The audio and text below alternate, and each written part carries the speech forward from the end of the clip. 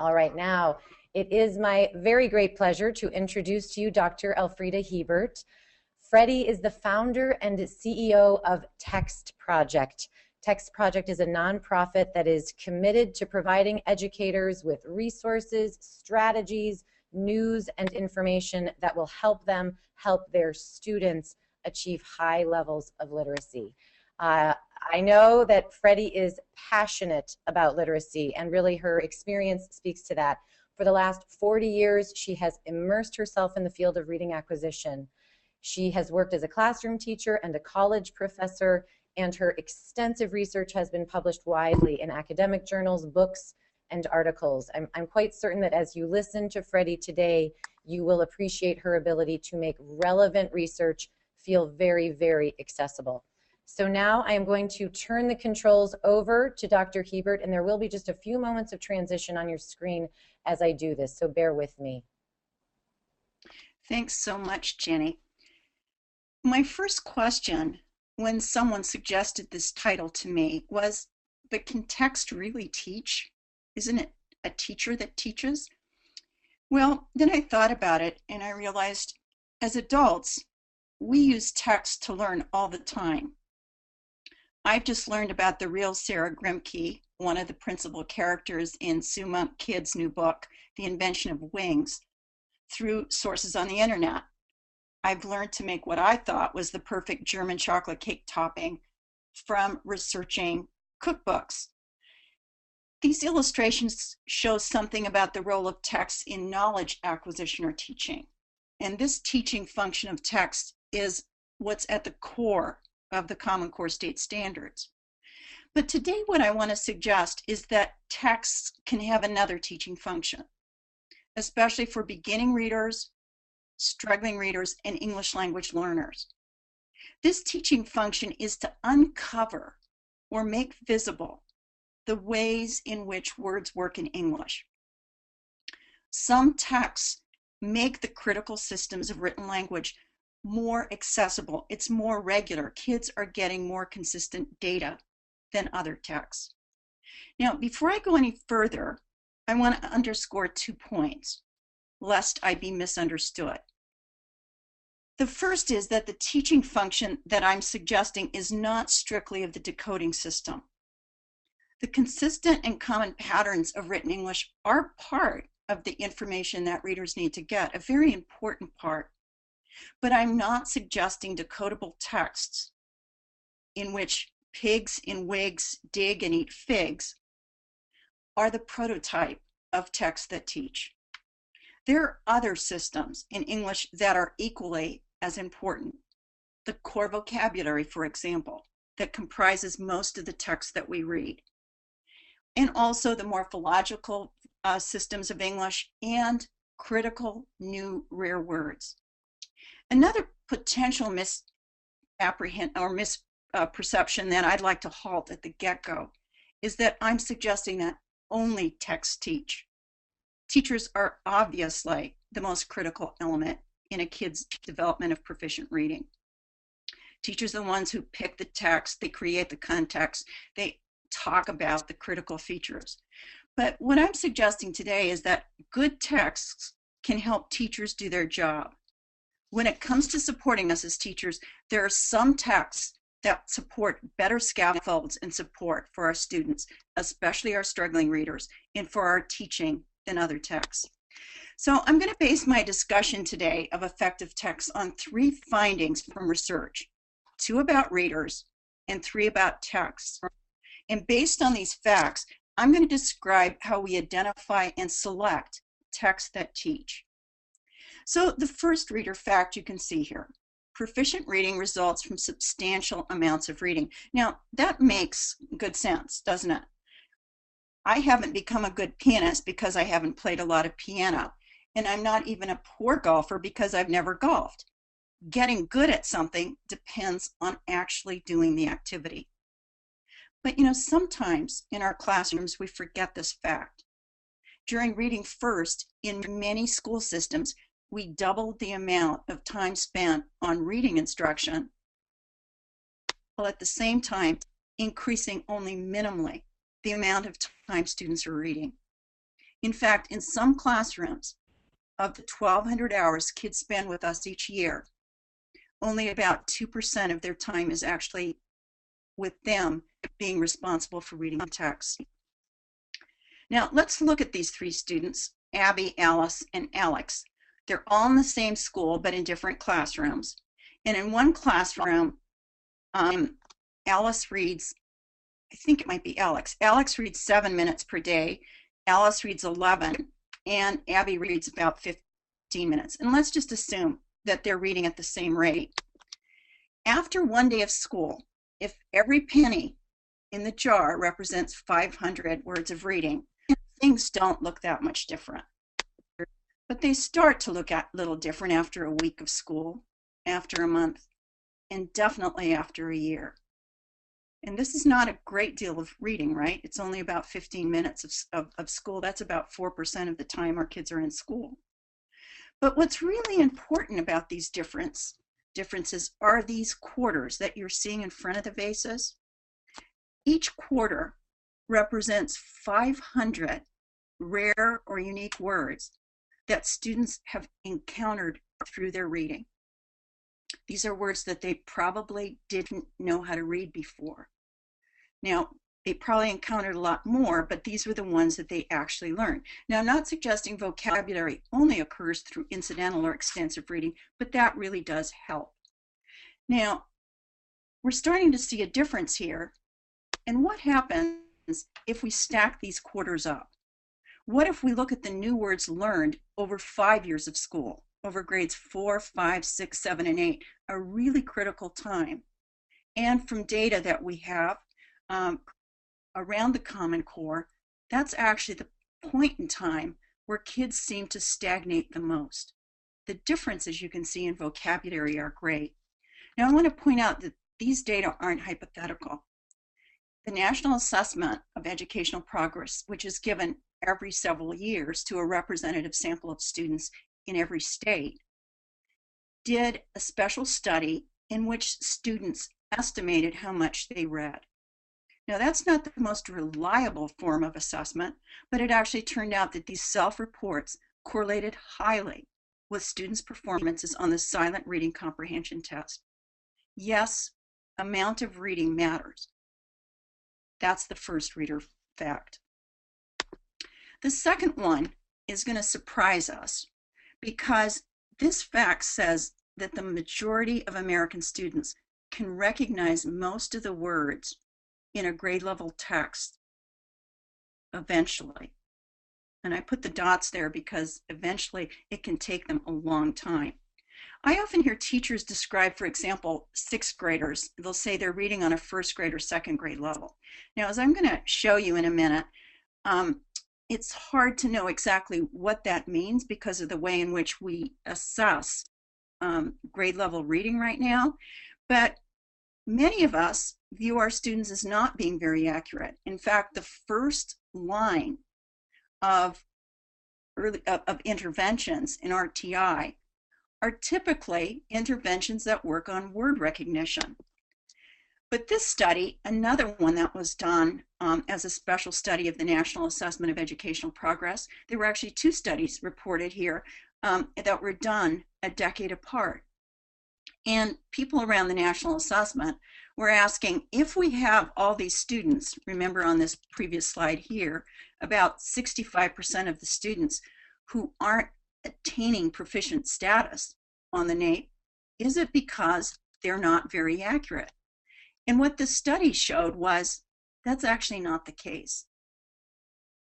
Even up to 90%, and on programs like Reading Recovery, 90% is considered an appropriate level.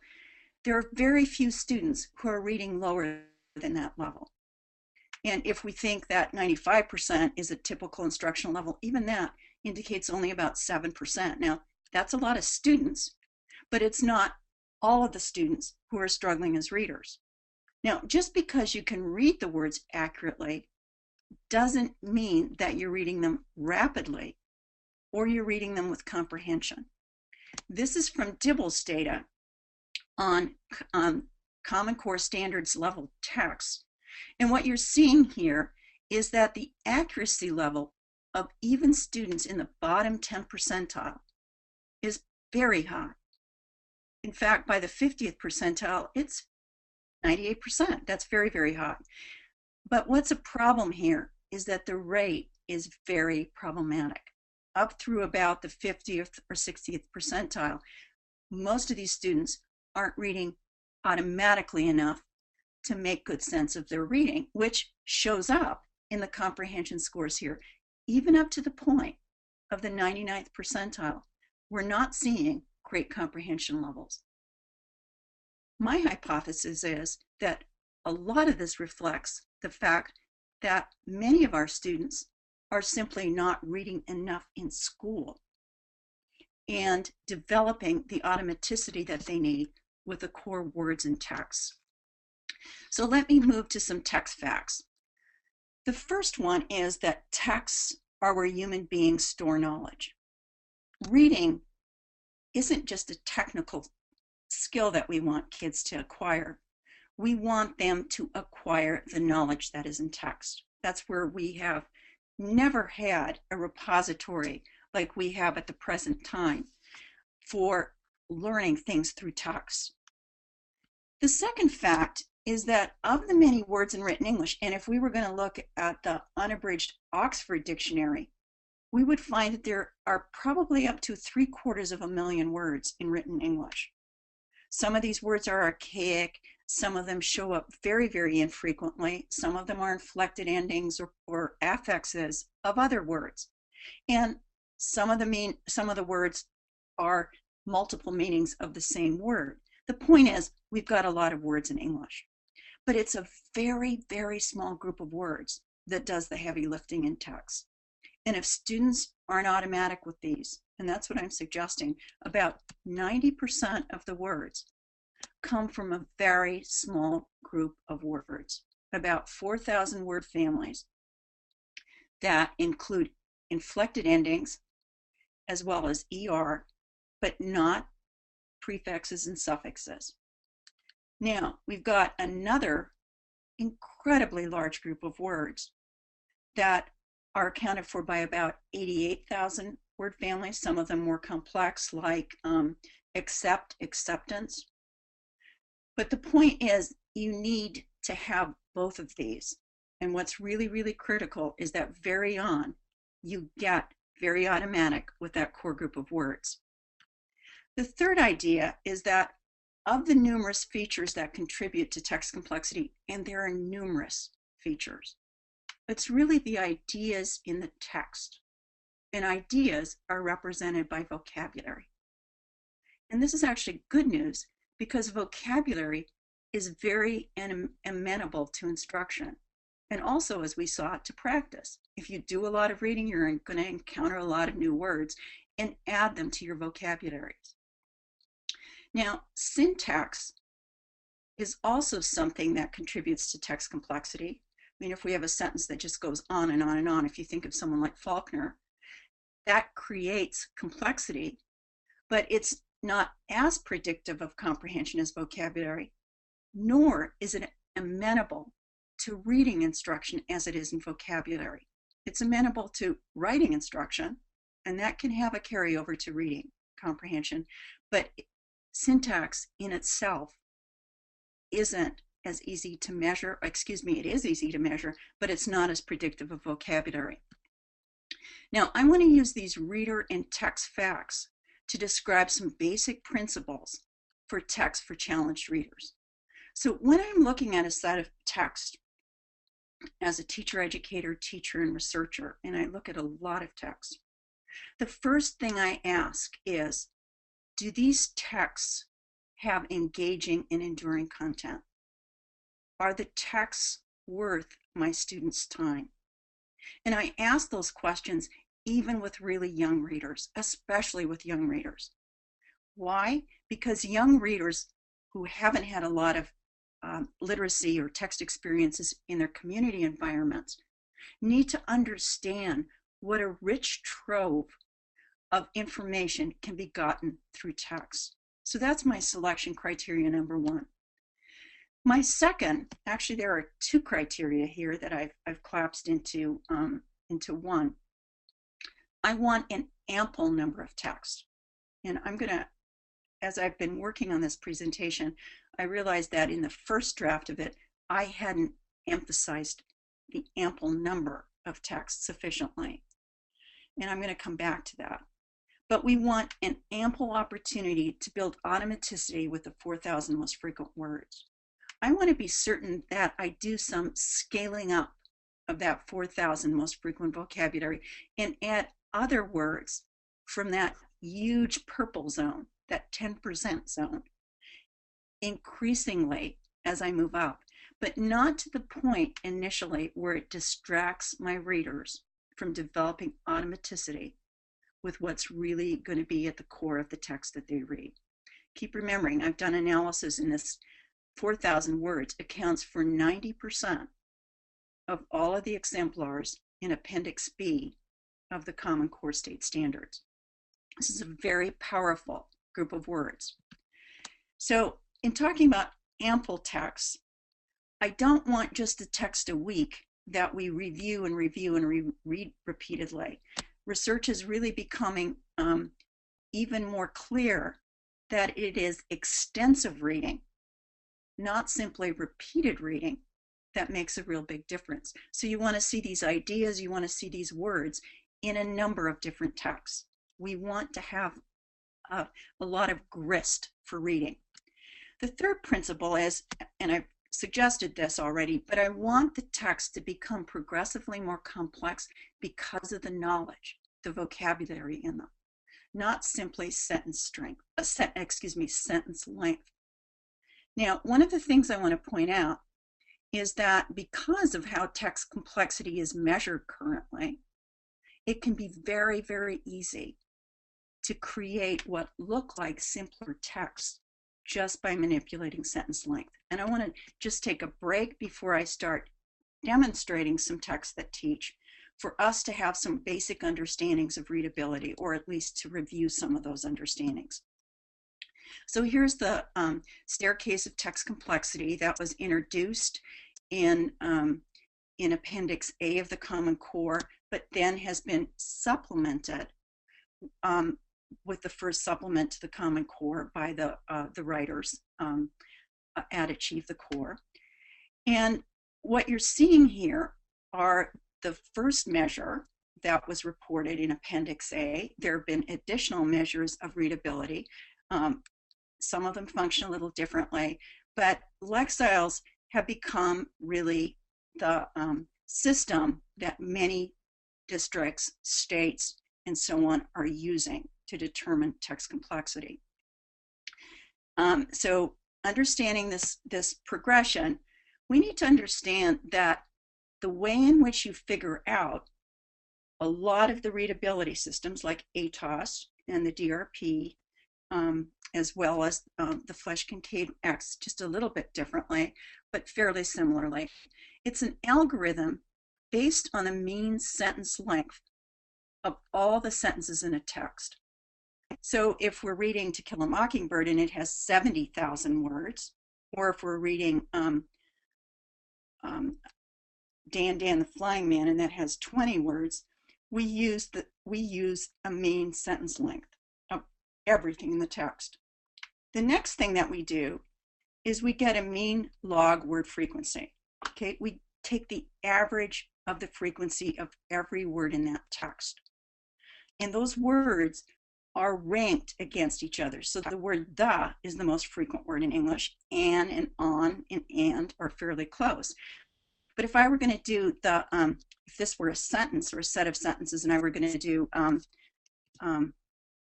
the mean frequency, what I would do is for every word like Lexile and algorithm based on mean sentence length, I'd give each of those words a frequency, and then I'd get the average of that. Now you'll remember that the words in English are very skewed in their distributions, which means that the scale is very difficult to establish with word frequency. There's a logarithm that's used, but we still find that sentence length correlates much more highly to a Lexile, and this is also true of DRP or ATOS, than word frequency does. Now, the relationship needs to be negative, right, for word frequency, because the lower the frequency, the more difficult the text. Now, this little fact here, that sentence length is a more robust predictor of readabilities that are computed on sentence length and word frequency, has been something that we've known for a long time. In fact, it was something we talked about in a report I was involved in called Becoming a Nation of Readers. And at that point, there had been a fair amount of research that had shown that if you just manipulate sentence length, you can actually make text more difficult for readers. Now, how is that? Well, let me show you. So here's an original text, and what I'm going to do is I'm going to make 3 syntactic changes. Okay, so what you do when you make syntactic changes is you chop sentences up. Okay, and sometimes when you do that, you take away the transition. And it turns out that good readers are able to make some of these jumps. Poor readers have a harder time. So by making the sentences shorter, sometimes we can actually increase the complexity of the comprehension task, if not the readability level. Now I'm going to do 6 changes. So I've had to get a little bit more proactive here, but I did some chopping up per sentence, and then the sentence, the truth is very much, I put a period there, and then I started another sentence, and then I moved the sentence honeybees around the world. I just moved that phrase around. Okay, so I've made 6 changes in syntax, and now I'm going to do the same thing for vocabulary.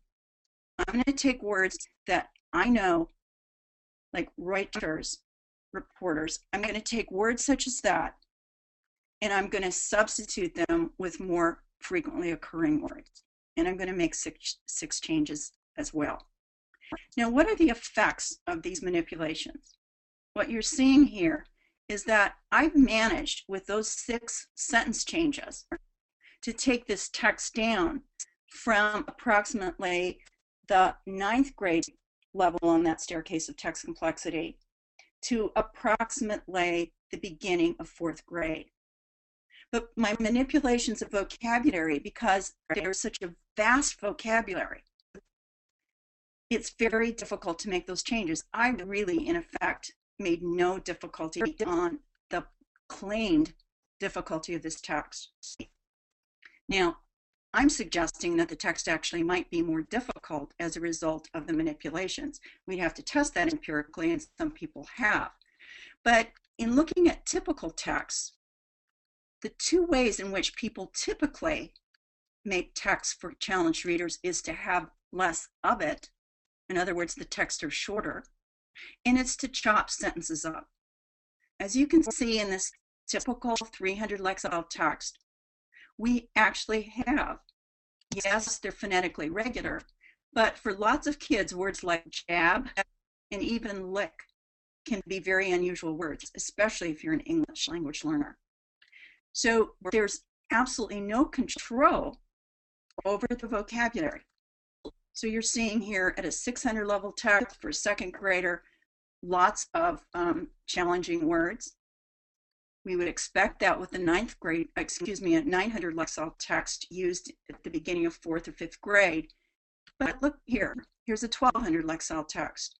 The sentences are very long. There's some very complex ideas, but the vocabulary itself is not as challenging or as number of rare words as we saw earlier on.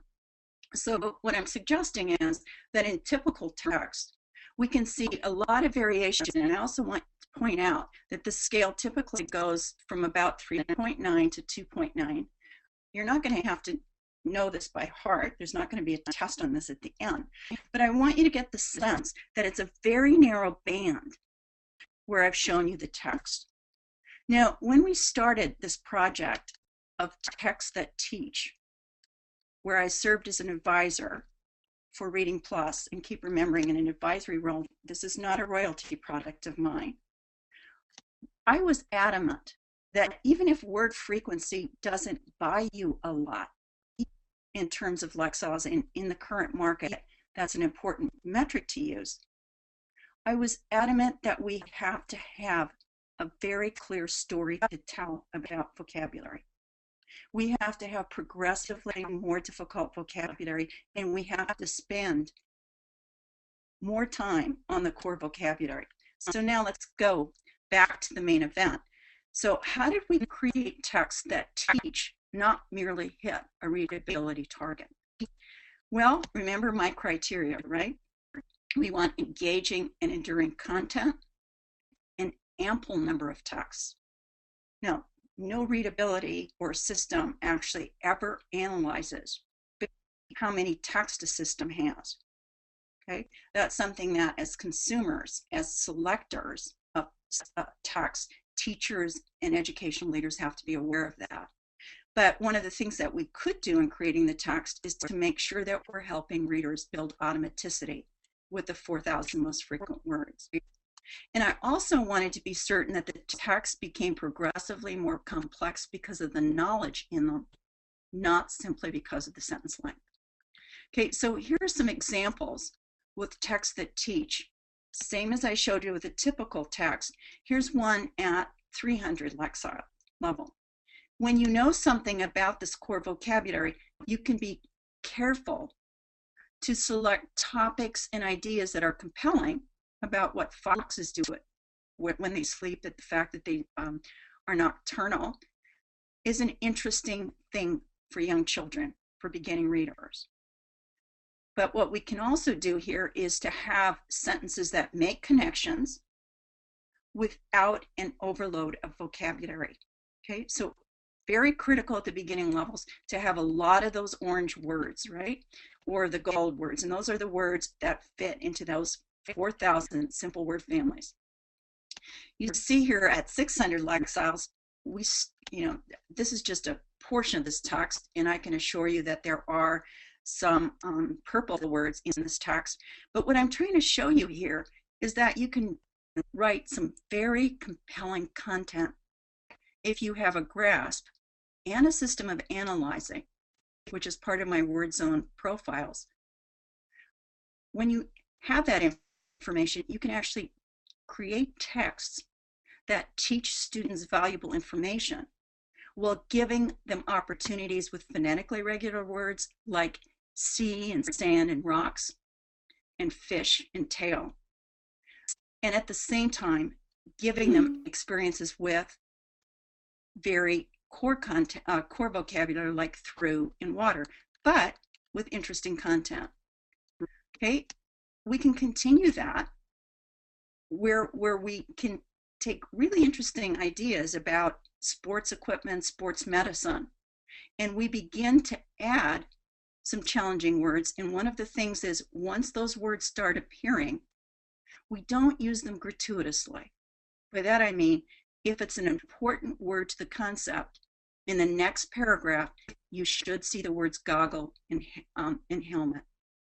Okay, now, by the time we get to 1,200 Lexiles, we would expect that there would be lots of challenging vocabulary. And we would expect that those interim steps, 1,000, 1,100, would be building up to this more challenging text, and then it would continue as we move to college and career ready. So what I'm suggesting here is, if you look on the right-hand side, we have achieved, and we might want, for example, and I've only shown you a single text, and that's not quite fair for either typical text or text that teach to just focus on single text, but I'm trying to make a point here that we would hope that the 900 level text might dip a little lower, have a few more infrequent words. But what you're seeing here is, yes, we've increased that progression. The sentences get longer, the ideas are getting longer, and usually when ideas get harder or more complex, we use more complex sentences, but we haven't done that by simply manipulating the sentence length. We've also steadily increased the challenge of the ideas in the vocabulary. Now I want to show you another set of these texts that teach, because the point that I want to make is that it's not just about a single text a week. and going over that text over and over again, it's having a large amount of text. One of the greatest problems students have currently in the United States, those students that aren't making proficient on the National Assessment of Educational Progress, one of their biggest challenges is that they aren't reading for extended periods of time, something that we call stamina. So what I've pulled out here are about 100 words of text that progressively get longer. Okay, so across the Reading Plus levels, another thing that we're teaching is to increase your ability to read for longer periods of time. And one of the things I want to point here is keep remembering that in a system where the computer rates every word, you actually get penalized for repeating words like hikers, hikers, and hiking, and a word like shortcut, which we hope we'll see later on in the text. But we think that that's important to develop a sense of the morphological systems in words. So we've actually ensured that there's some repetition of these morphological patterns of words. Now, often in stories, you can have less rigorous vocabulary, and I can assure you that there is some rigorous vocabulary here, but I'm going to be showing you in a minute how this text relates to the progression in stamina. So we want some stories. They interest students. They also teach us a lot about human relations. Okay, but here's an example where we can actually write an interesting story without a big glut of hard words. And if you'll remember back to that Elm Street Clubhouse text, Lemonade for Sale, there were lots of complex text, hard vocabulary words at a point where kids are really needing to develop proficiency with the core vocabulary. Okay, as we move on, we're seeing some additional, here again, outfield, outfielder, where we're giving students some opportunity to see different forms of a word. Okay, and even though we might not have a lot of difficult words here, the concepts are getting difficult. Okay, just because the words are in the 4,000 doesn't mean that they have meanings that aren't challenging. Words like escape and violence. And again, you're seeing violent and violence. So we have different forms of particular words. These are really critical concepts. And then finally, this is the final level that I'm going to show you. We're seeing that we keep increasing this challenging vocabulary, but we still keep in the elementary grades a real emphasis on repetition of words, like here, versions and version. And we want to really keep emphasizing that core vocabulary. So one of the points that I wanted to make here is that the word count is another important aspect of these texts that teach. What I was giving you is a snippet from each of these texts, and as well as a progression in difficulty of sentences and vocabulary. We're also asking kids to read more.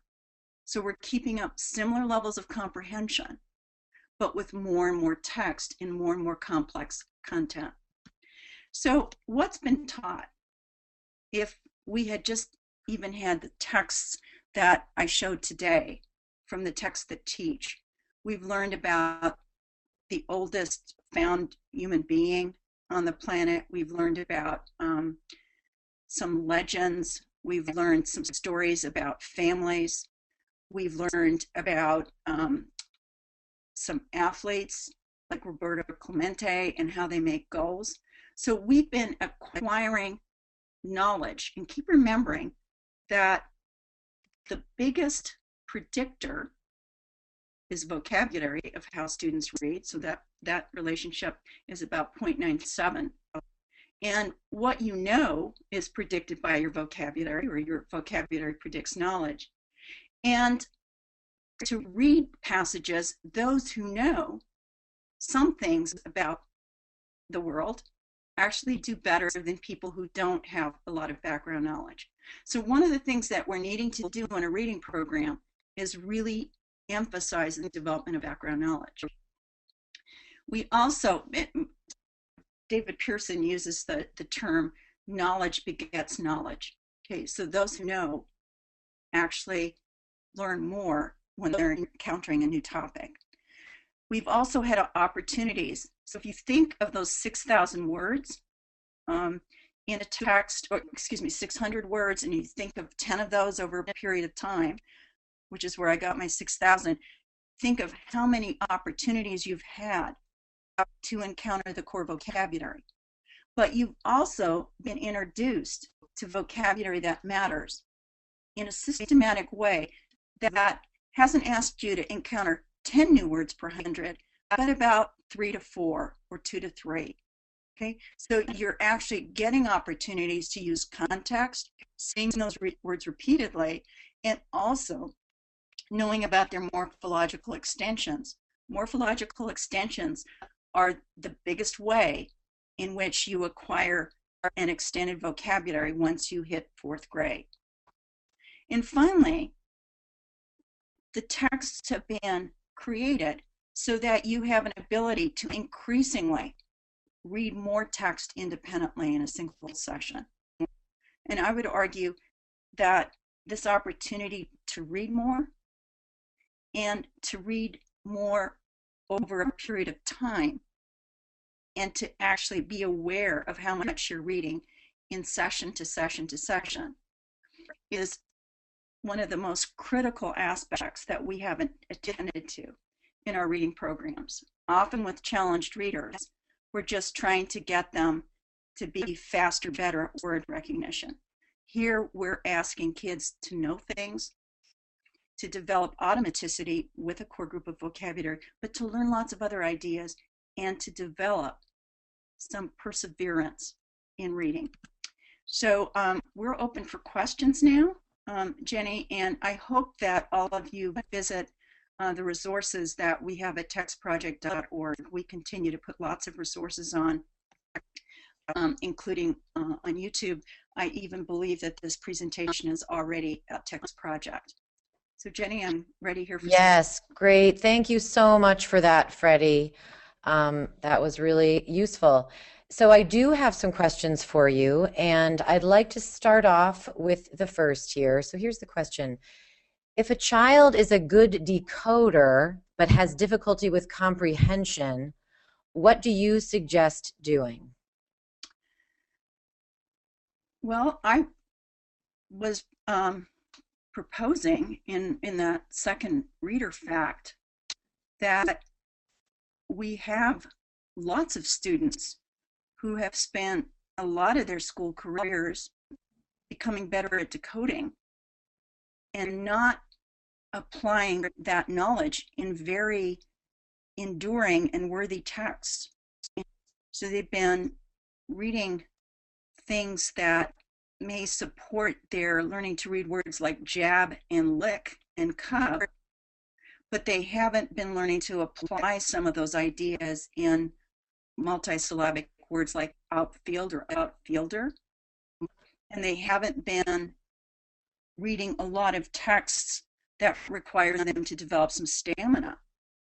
So one of the things and one of the reasons that I've been interested in Reading Plus is that, especially for kids who have developed some shoddy habits in the first couple of years in school, what you get in a digital environment, that's scaffolded by teachers too, but in a digital environment, your comprehension can actually be monitored and the level of text can be monitored.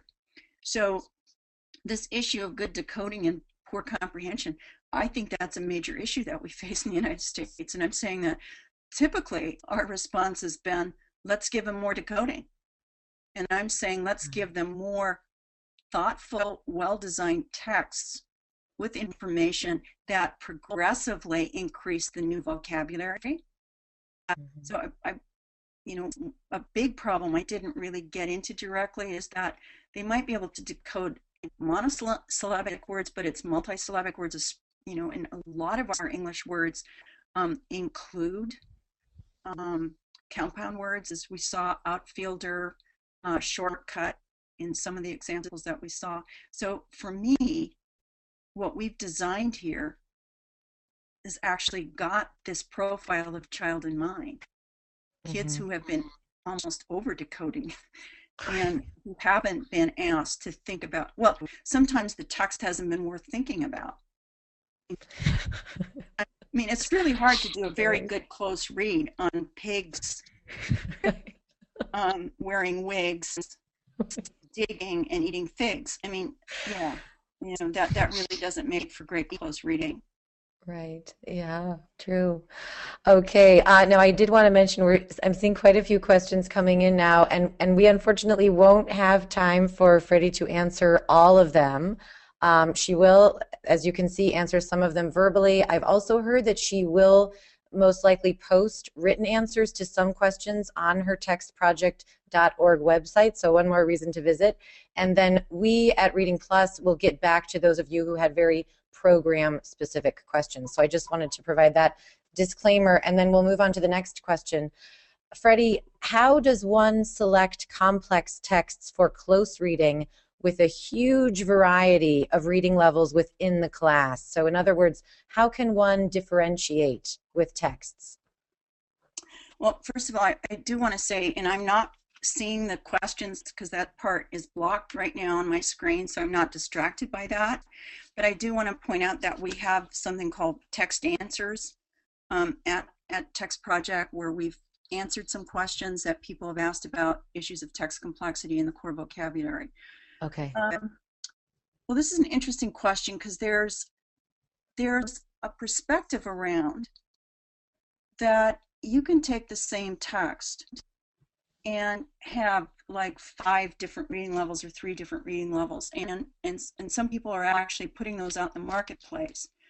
From what I've seen, a very common stance is just to chop up sentences and get different Lexiles or DRPs or ATOs because of the differences in sentence lengths. So I'd be very reticent to go into systems where the lowest readers are given text with short sentences and often are shorter, okay? And then the highest kid has the same text, like that loss of bees. We could maybe say, here's a 300-word passage with a Lexile of 500, and here's an 800 Lexile passage with 600 words, okay? So I'm saying that's not the stance that I'm suggesting. What I've been doing, and people can take a look at TextProject to see our FYIs for kids, I've been suggesting get a text that has some grist, that has some real meat to it, and make sure that the text has been thoughtfully written.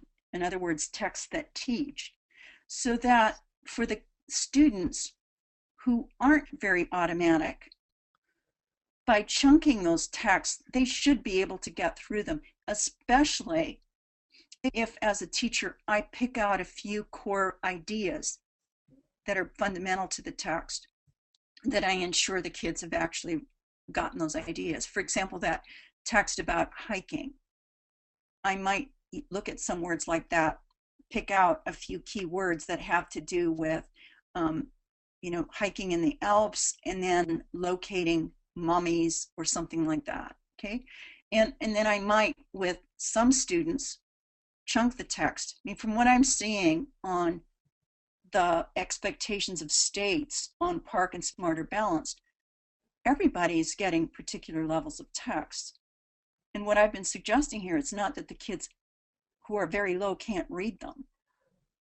All but the very lowest kids, I mean, there are some who really, really struggle. Some of these kids are just never being asked to read complex texts. And so the poor keep getting poorer and the rich keep getting richer. So somehow we've got to, I've been working on creating some of these texts. We've got them here at Reading Plus. David Chula at readworks.org has about 1,500 magazine articles that are open access. So what I'm saying is, pick some text with enough grist for the whole group. And then for some kids, we may need to do some chunking of the text so that they can participate with the same text, but not doing the reading for them. Mm-hmm. You know, because I think many of you have heard me talk about the fact that, you know, teachers get better at reading when they do all the read alouds of the text. And I'm also hearing a lot of people doing round robin reading in classrooms, even in high school, with complex text. And keep remembering, if I'm following along, most kids don't follow along when somebody's reading orally, except to figure out what their paragraph is. And furthermore, if they're really poor readers, or even if they're not poor readers, oral reading is going to be a lot more slow than kids can read silently. And if it's a, you know, not very good oral reading, it's going to really impact your eye movements and your silent reading rate. So, you know, this is a tough question, but I'm saying some of it, I think, is the right selection of text, and then some strategies around chunking those texts. It's not having shorter texts with shorter sentences for the kids who struggle most. Yeah. Well, connected to that, that sort of segues nicely into the next question, which is what are the texts that you would recommend for 12th grade low comprehension readers, for example? Well, I mean, I think that a project like FYI for Kids progressively moves students through the core vocabulary. So we have 5 levels in FYI, and remember those are text for free, and they actually model what we've done on Reading Plus. So, you know, we increase the number of hard words in text, and I think that that's a way to start. I mean, I think a critical part of that is making sure that there's material that's going to engage students. I think the whole Reading Plus program is set up to help this very demographic. So, I mean, what you do is you ensure that there are texts, and keep remembering, I mean, just because the text has a low Lexile doesn't mean that the vocabulary is easy if it's the typical text. So you have to be very careful. You know, just giving them really, really short, chunky, or, you know, chopped off sentences is not going to be engaging, nor is a lot of that content in some programs engaging. So I'm suggesting that, you know, one of the reasons I talk about this is because I think we've got something that can support the very kids who need the support. Text with content, text that progress in terms of vocabulary, and texts that progress in length, and where there's a lot of it. Remember, some of these kids, I mean, if you read 2% of the time in school every year, you haven't read a whole lot. And one of the things that we're seeing, and there is a report at TextProject on the first 2 months of kids participating in Reading Plus. Just the amount of text seems to make an enormous difference. Some of these kids are reading, you know, their reading is tripled or quadrupled of what they've done even for a whole semester in just a couple months. So I think we've got some answers here. Great. One question that was interesting to me, is there a particular word list you recommend students be familiar with? Dolch, Fry? What's your take on that? Well, I don't think that you learn words through lists. To me, the Dolch list, studying at home with very young readers, is one of the most dismaying practices I can think about. The Dolch words were intentionally selected not to have any nouns, and they were all glue words. Most of them are very, very abstract. I mean, trying to find a word like the, or of, or from, a lot of those words are variant vowels. Now, I have the list of 4,000 common word families on my website, but I'm just begging people not to make me the next generation's Dolch. You know, like, don't send the Hiebert list home, and then suddenly that's how I have my claim, you know, my 15 minutes of fame because I have this word list.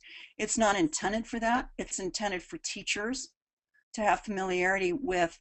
I mean, some of those words on the most 4,000 words are frequent, because they do such heavy lifting.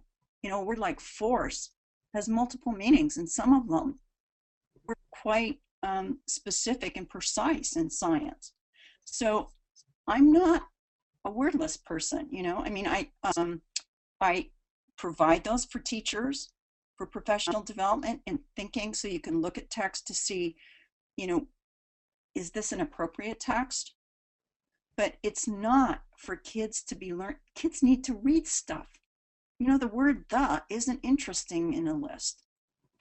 But when you read a story about, you know, the legend of a legend, or John Henry, you know, a tall tale, words make sense there. And I'm just saying, I think we really need to revisit as American teachers, you know, my ideas of those vases. You know, how many pennies, how many words are you putting into the data bank every year? Because that data bank with the quarters, you know, that makes a huge difference. Yeah, thank you, Freddie. I think I actually made the point. Let me go back to a slide if I could. Am I still on? Is it still? Yes, we can still see your screen. Yeah. Okay. I don't think I made the point here that, so, I mean, there is some research that indicates even 7 additional minutes. You know, I'm not saying like have kids read 6 hours a day at school. And by the way, you know, I often hear, but they need to read more at home. I agree with that. And the first product that we had at TextProject was a set of texts. They're still available for free for summer reading to support kids who are not very proficient with this curriculum that I've talked about, these 4,000 words. But we've found that there's research that indicates even an additional 7 minutes a day can make a huge difference. So I'm just showing here that, you know, the first stack of quarters are the kids who read 7 minutes a day, the next stack about 11 minutes a day at school, then 15 minutes, and then 22 minutes. I think it's a good game, kind of a good go. And you know, you don't have to do it all at once, but you can steadily build that up. I mean, I'd rather have this staircase of amount of reading, you know, rather than the staircase of text complexity based on readability formulas. I think we really have to think about how much our students are reading. Well, that actually connects with another question that came in. Do you have any recommendations regarding time for reading during the school day, and is silent reading better than oral reading? So how much time? Yes, Is how that much the question, time? or Yes. finding It's kind the of a time? two-part question. How much time, and then sort of what should trump, oral reading or silent reading time? Well, precisely how much one needs to read to get to particular levels of reading, I don't think we really know that. This NAEP study that I was using as the basis for these quarters and pennies suggests that, you know, 7 minutes isn't enough at school, 11 minutes isn't enough. And I want to point out that those kids who aren't good at something in their day job are very unlikely to go home and do a lot of reading. So before we start on a, you know, campaign to increase home reading, and I'm all for that, and I've done a fair amount of writing about how to create really great homework tasks, but I'm asking folks to look at, you know, look at your profile, get some baseline data. I recommend doing something, you know, like the Nielsen sweep weeks, you know, for television viewing or cable viewing or whatever. Find out how much your kids are reading, and look at it if you're a principal across a school, you know, across your school. And there are enormous differences across classrooms in the same school. And this shows up. So, I mean, if you're in a classroom where, you know, there's a lot of talk about reading, but not a lot of actual reading, you know, that can be a real problem. Now, the question of oral and silent. There's not a right answer. I mean, some of it is developmentally, when are kids needing to read orally? I mean, you know, I was a second grade teacher. When I asked my kids to read silently, it was a kind of a little roar in the classroom because they were all mumbling reading, right? They were all reading, you know, kind of reading in supposedly silent voices, but you could hear them. Now, What I'm suggesting is, you need to kind of balance that as kids are moving through. I mean, we've just come through the NCLB period where we did just an enormous amount of oral reading, even up through the middle grades. I'm hearing a lot about oral reading in high schools. We need to move our students very, very rapidly into having more of their diet silent reading than oral reading. But I'm going to suggest that one of the things about reading for evidence, some people call this close reading, I talk about reading for evidence. One of the things about reading for evidence is once I've read this, or once I've chunked up this text, right, which is what I'm going to do so it becomes accessible to everyone in the class, I want you to reread sections of it to find out what answers this really important question. Now, let's listen as somebody reads it out loud. So there are lots of good reasons to read orally, but to get all of your reading through an oral reading stance is going to be really difficult. The other thing I want to point out is when I'm talking about silent reading, I'm not just talking about pick a book you want to read and go and read it on your own. I mean, at this point, I'm very interested in scaffolded silent reading because a lot of the kids who don't read a lot don't make very good book choices. So I'm going to need to do a lot of instruction around making good choices. And the research on silent reading, we had some issues with the National Reading Panel about what's appropriate forms of silent reading. Well, what the research basically says is you need to have some monitoring and some sharing of what you read silently if it's self-selected reading. I've been talking today, this 22 minutes or 15 minutes at minimum, I see as reading of instructional texts that the state or school system have bought for classrooms for kids to get better, to increase their capacity as it's described in the Common Core, to increase your capacity with reading. And a lot of that increasingly over the grades needs to be done silently. So I think we've approached our time, right? We have. Yes, we have, Freddie. As you can imagine, there were a number of questions that were left unanswered, but you and I, perhaps I can share them with you, and maybe they'll be posted at some point on your website, or we could send out answers via a question and answer document via email to folks later. We'll do the best we can with it. And like I said, I also have a little section. We also have something on YouTube where people answer questions. So great. We'll do what we can. Good. Sounds wonderful. Well, thank you so much for your time, Dr. Hiebert, and thanks to all of you who joined us today. We hope that you will join us on March 19th when David Pearson offers a webinar titled Tasks That Teach. So thanks again, everyone, and have a wonderful afternoon.